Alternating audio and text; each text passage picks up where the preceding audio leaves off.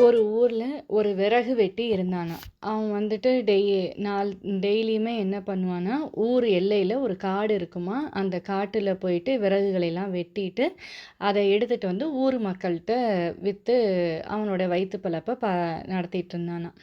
அப்போ வந்து ஒரு நாள் அவனுக்கு வந்து வழக்கமா விறகு வெட்டிட்டு இருக்கும்போது, அ அவனுக்கு ரொம்ப டயர்டா இருந்துச்சாம். அங்க பக்கத்துல ஒரு மரம் இருந்துச்சாம். அந்த மரத்தோடைய நிழல்ல போய் படுத்துட்டான்.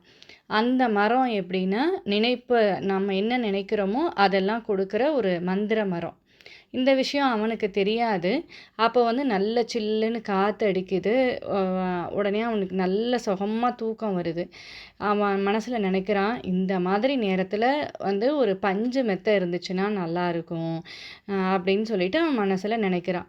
என்ன ஆச்சரியம்! அடுத்த செகண்டே வந்துட்டு அவனுக்கு ஒரு கட்டிலும், பஞ்சு மெத்தையும் வந்துருது.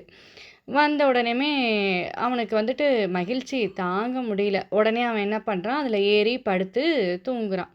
அப்போ வந்து அவன் அ டே ஃபுல்லா வந்து உழைச்சிக்கிட்டே இருக்கான் இல்லையா? அவனுக்கு உடம்பெல்லாம் வந்துட்டு வலிக்குது. இந்த சமயத்தில நம்மளுக்கு முதுகு, கை, காலு இதெல்லாம் பிடிச்சு விடுறதுக்கு வந்துட்டு நல்ல ஒரு அழகான ஒரு பெண் இருந்துச்சுன்னா நல்லா இருக்குமே! அப்படின்னு சொல்லி யோசிக்கிறான். எவ்வளோ நல்லாயிருக்கும் அப்படின்னு சொல்லிட்டு. என்ன அதிசயம் அடுத்த செகண்டே வந்துட்டு ஒரு அழகான ஒரு இளம் பெண் வந்து தோன்றி அவனுடைய கை கால்கள் எல்லாம் பிடிச்சு விட்டு கொ இருக்கிறா. விறகு வெட்டிக்கு ஒண்ணுமே புரியல. அவனுக்கு மகிழ்ச்சியில அப்படியே மகிழ்ச்சி வெள்ளத்துல மிதக்குறான். அவன் ஆச்சரியப்படுறான். நினைப்பதெல்லாம் நம்ம நினைக்கிறதெல்லாம் நடக்குதே!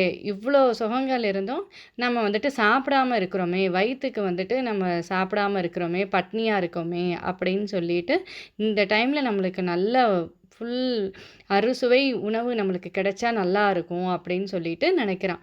அடுத்த செகண்டே வந்துட்டு தங்க தட்டுல வந்துட்டு உணவு வகைகள்லாம் இருக்கு. விறகு வெட்டி வந்துட்டு அத வந்துட்டு நல்லா வயிறார சாப்பிட்றான். ஆ அப்போ வந்துட்டு "உண்ட மயக்கம் தொண்டனுக்கும் உண்டுன்னு" சொல்லிட்டு பழமொழி இருக்கும் இல்லைங்களா? அந்த மாதிரி நல்லா சாப்பிட்டுட்டு திருப்பியும் படுத்து தூங்குறான். அவனுக்கு மனசுல வந்துட்டு திடீர்னு ஒரு பயம் வருது. நாம பாட்டுக்கு காட்டுல தனியா இருக்கிறோமே! இப்ப ஏதாவது ஒரு சிங்கம் வந்து நம்மள வந்து கொன்றுச்சுன்னா என்ன பண்றது? அப்படின்னு சொல்லிட்டு நினைக்கிறான். அடுத்த செகண்டே அவன் முன்னாடி ஒரு சிங்கம் வந்து அவன வந்து வேட்டையாடி கொன்றுது.